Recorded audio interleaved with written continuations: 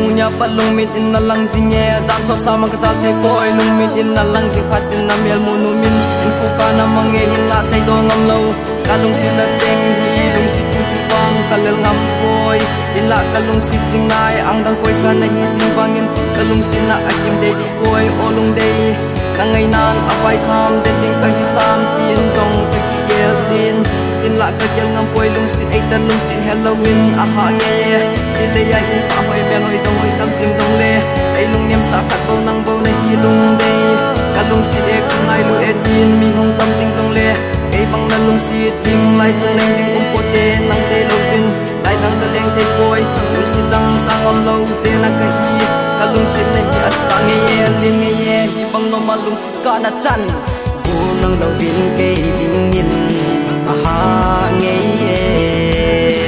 nang lo bin lung mo na lo o nge chu lo kalung sit na asang zi nge nei hin sangin nang lo bin mo nang lo se le ya hin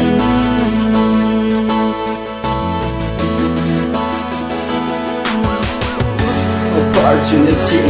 Every moment you get off spare. Every year how you give me so much of loss and not even know you. Between you and me, situation is yes. You leave me and going crazy. Everything else upset on me. Cause I let me know how you feel emotion going on me. One day you might remember history that we have. Every time I close my eyes, just like my dreams.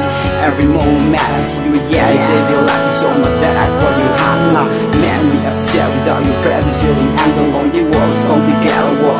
Yes, it's bad, always yes, when I will do you rapping on the tracks, yeah, deep, you're fucking hard to know, complicated heart, only something around me. That's a walk alone on the street. I'm sorry, everything that I laid down on the city way. Nang lo bin ke ding in aha nge nang lo bin lung mo na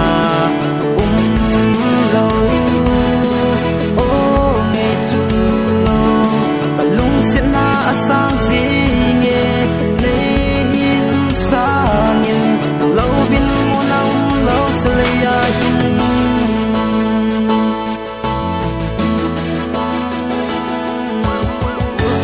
Let the time go, let the day go. But my love for you will never end. Anyone can tell you a preview. You might get it all the time. Every single moment that we spend together hit me back like a memory. You treat me like it was nothing, and it doesn't really make sense. Baby, how could you do this to me? I trust you with all my heart.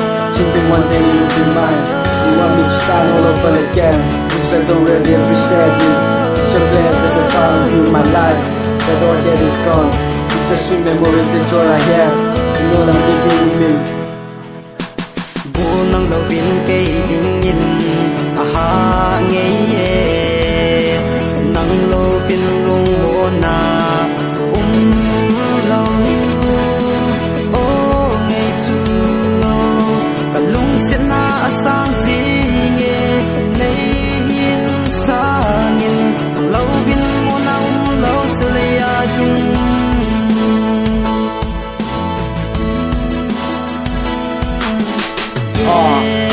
Kamu son, present in the younger family, my homie, like up rises. We sing for you, girl. It's for you, yeah.